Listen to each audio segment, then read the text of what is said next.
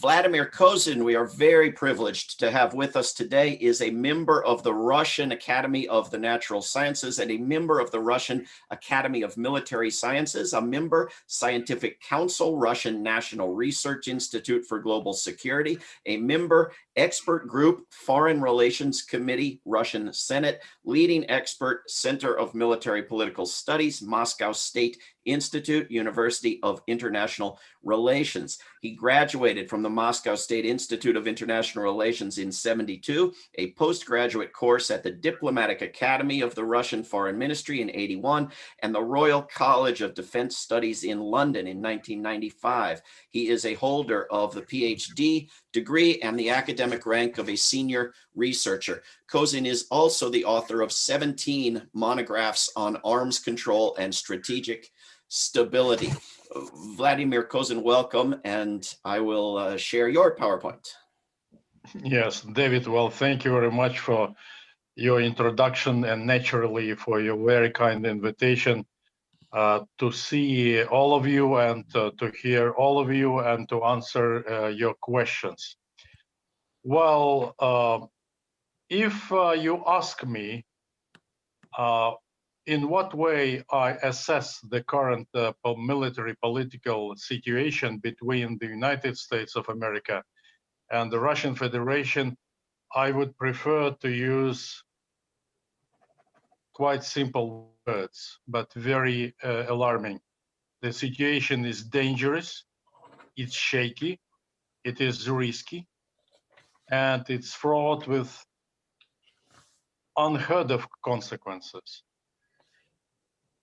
If you ask me if the current situation reminds us the Cuban Missile Crisis of October 1962, I would say, oh yes, but only partially. Because currently, if you look at this map, you will see that during Cuban Missile Crisis, there were no strategic heavy bombers in Europe. Only tactical nuclear weapons and delivery aircraft of medium range.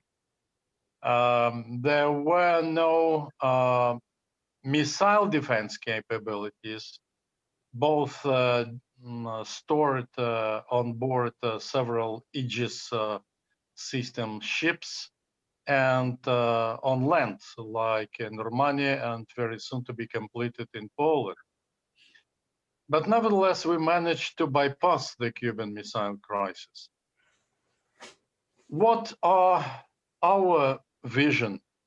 What is going on with the United States of America, and especially in arms control and disarmament in terms of military preparations? In full swing, military preparations, completely deadlock in arms control, especially nuclear arms control and space-based systems. Next slide, please. David, next slide.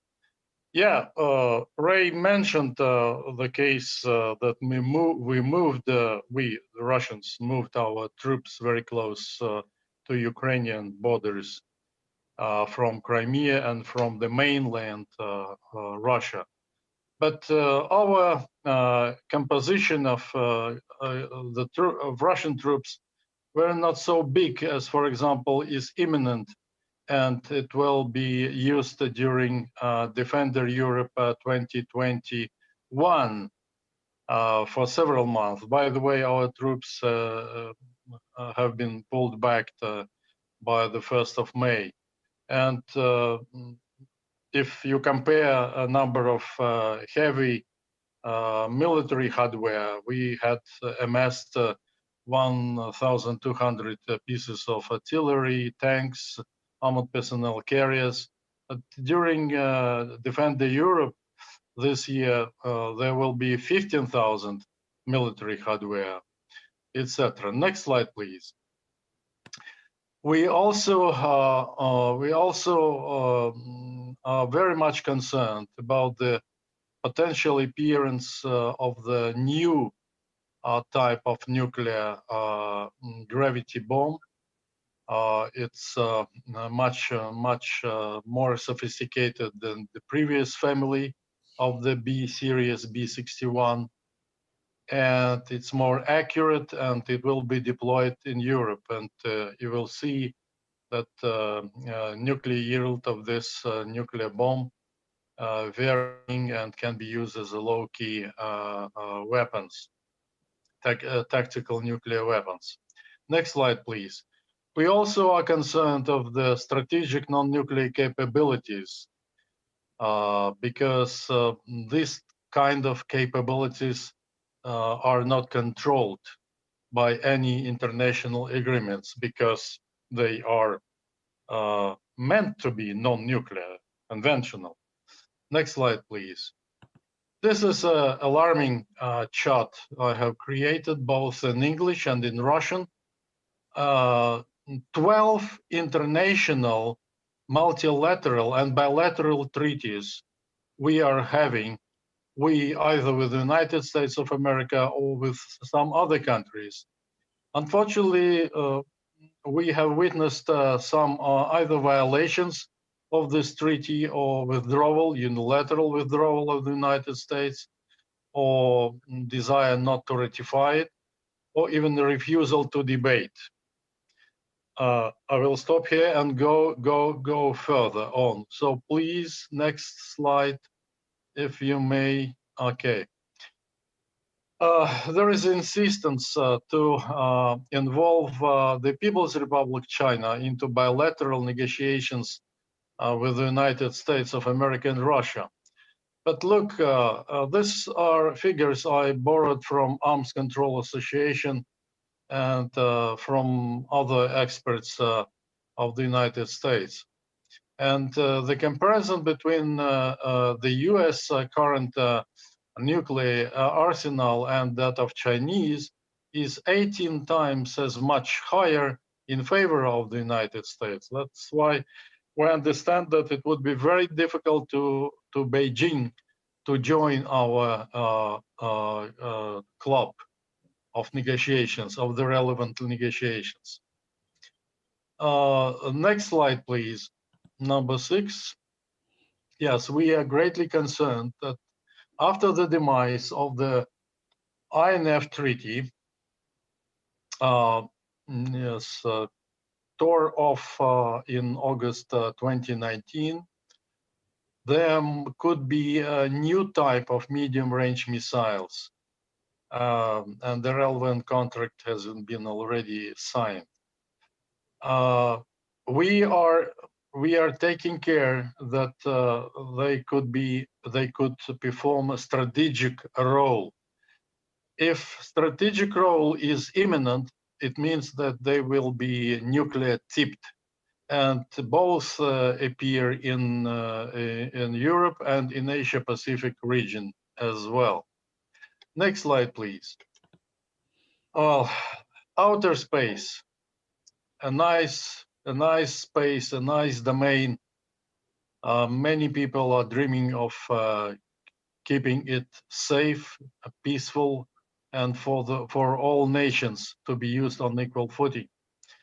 Unfortunately, starting from launching Russian or Soviet Sputnik in '57 last century, there have been a number of agreements in the form of drafts and suggestions that have been put forward on the globe, but unfortunately we have not received any positive results on all these initiatives and suggestions.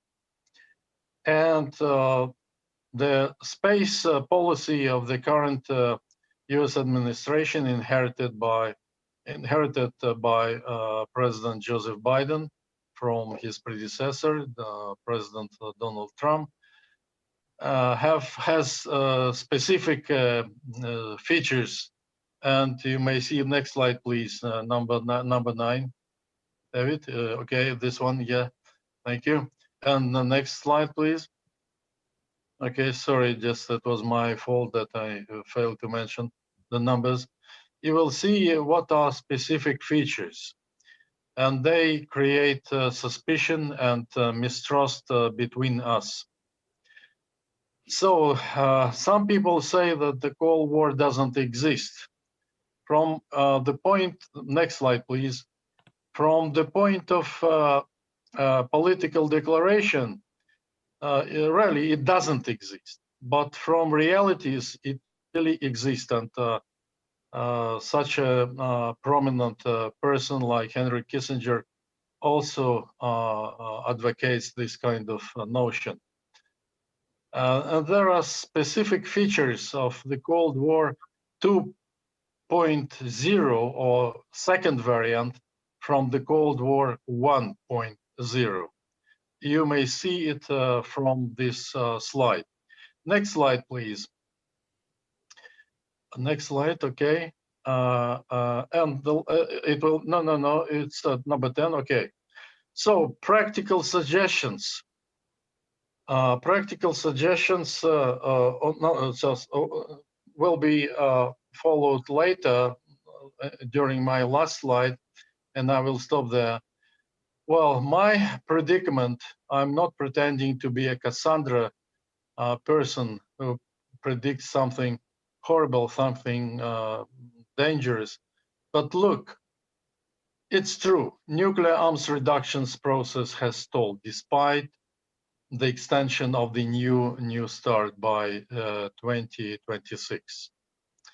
Chances for employment of nuclear weapons recent decade have greatly increased. And if we borrowed a nuclear arms race age from 20th century, the current century could be a composition of 3 types of arms races: former nuclear, then missile defense arms race, and space arms race as well. And final brush, practical suggestions. Well, I announced them in 2016 in Athens, Greece, at the international conference, and they are valid to the best of my knowledge till now. Number 1 is we have to reach an agreement on mutual non-use of nuclear weapons in the first strike, no first use or no first strike, namely between the Russian Federation and the United States of America, and to formulate a mutually acceptable strategy called defensive nuclear deterrence that threatens no one. Ray was absolutely right when he mentioned treaty on prohibiting nuclear weapons. But I believe, and our government believes, that it should be signed and ratified by all 9 declared or non-declared nuclear weapon states, not only by the United States of America and Russia, because we are not nuclear powers alone on our planet. So tactical nuclear weapons should be withdrawn from Europe, and new types of nuclear weapons of medium range should not stay in Europe indefinitely. Missile defense systems should also be pulled back from Europe, and a number of areas, geographical deployments, areas of missile defense should be also decreased.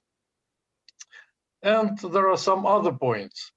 For example, number 5, Baltic air policing is the most closest military air force operations of 15 NATO countries, called Baltic air policing, because it has 4 types of dual capable aircraft capable of carrying both conventional and nuclear weapons, including the bomb B-6112. So, and we should cancel and agree to cancel the policy of deploying space-based weapons in space, both of ASAT capabilities and satellite weapons, and space-based weapons directed against targets on Earth. So, and a new conference on security and cooperation in Europe should be convened at a time when it is appropriate for all nations concerned. Ray was absolutely right when he mentioned potential summit between two presidents, President Biden and President Putin, somewhere in the future. But this kind of summit should be very well prepared. Simply sitting and to tell nice things to each other, it's not a business-like approach. The atmosphere for such summit should be reconsidered. It should be favorable. It should be favorable in terms of yielding positive and broad results. But if there is no positive atmosphere, when sanctions will